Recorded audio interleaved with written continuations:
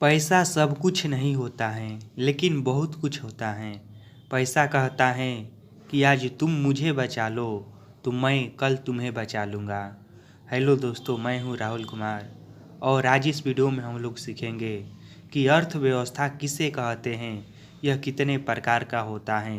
यानी कहने का मतलब यह हुआ कि अर्थव्यवस्था के बारे में जितनी भी सिंपल जानकारी हैं जो हमें लगभग 10 क्लास तक पढ़ना है, वह सभी जानकारी इस वीडियो में हम लोग सीखेंगे। तो सबसे पहले हम यह जानते हैं कि अर्थव्यवस्था किसे कहते हैं। तो अब इसके परिभाषा को समझिए। देखिए, अर्थव्यवस्था तो इसके नाम से ही इसकी परिभाषा भी मालूम पड़ता है। देखिए, अर्थ का मतलब होता है रुपया पैसा और व्यवस्था का मतलब होता है नियम कानून या व्यवस्था। यह तो सिंपल ही शब्द हैं। तो देखिए, इसका परिभाषा क्या कहता है। वस्तुओं और सेवाओं के उत्पादन, यानी कि वस्तुओं का उत्पादन या सेवाओं के उत्पादन, वितरण यानी कि लेन देन एवं उपयोग की सामाजिक व्यवस्था को अर्थव्यवस्था कहते हैं। इसका परिभाषा बहुत ही सिंपल मैंने लिखा है और इसमें मुख्य 3 ही वर्ड आता है, 3 ही शब्द आता है जिनको हमें याद करना है। तो पहला क्या आता है, उत्पादन, वितरण और उपयोग।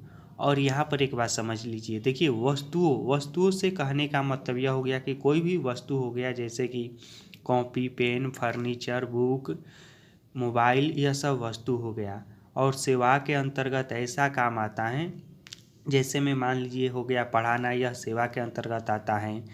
ट्रैफिक, जैसे में कोई बस चलाता है ट्रेन चलाता है यानी कि कोई गाड़ी चलाता है तो यह सेवा के अंतर्गत आता है। या कोई हम सामान एक जगह से दूसरी जगह पर पहुंचाते हैं तो यह सेवा के अंतर्गत आता है। कॉल सेंटर सेवा के अंतर्गत आता है। इस प्रकार के जितने भी काम हैं यह सेवा के अंतर्गत आता है।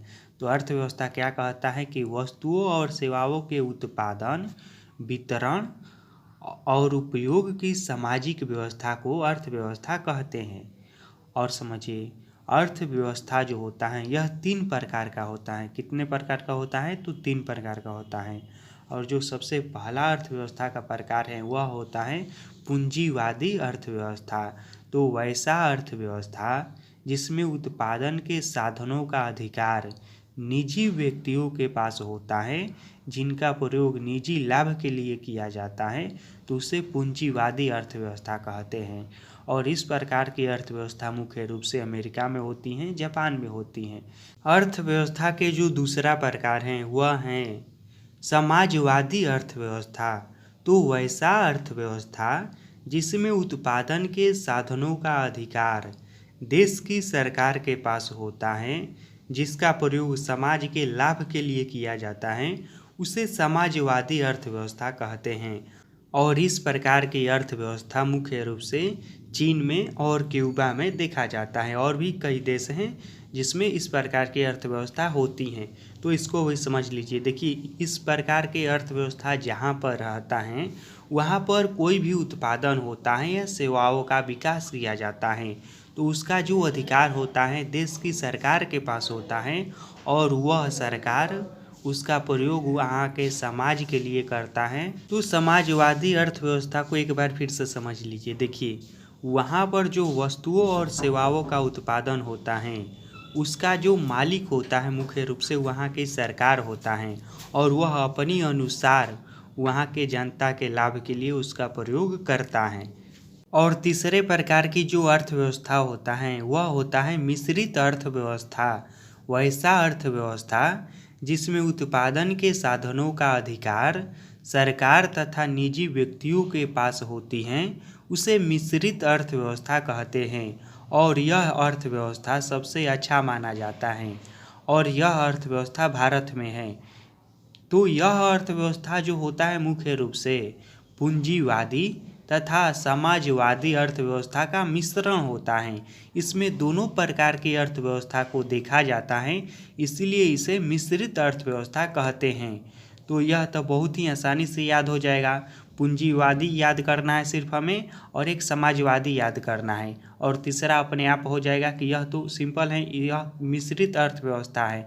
यानी कि पूंजीवादी और समाजवादी अर्थव्यवस्था को मिलाकर मिश्रित अर्थव्यवस्था कहते हैं, या वैसा अर्थव्यवस्था जिसमें पूंजीवादी तथा समाजवादी दोनों प्रकार के अर्थव्यवस्था होता है उसे मिश्रित अर्थव्यवस्था कहते हैं। संरचना के आधार पर अर्थव्यवस्था 3 प्रकार के होता है या 3 भाग में बांटा गया है संरचना के आधार पर, यानी कि बनावट के आधार पर।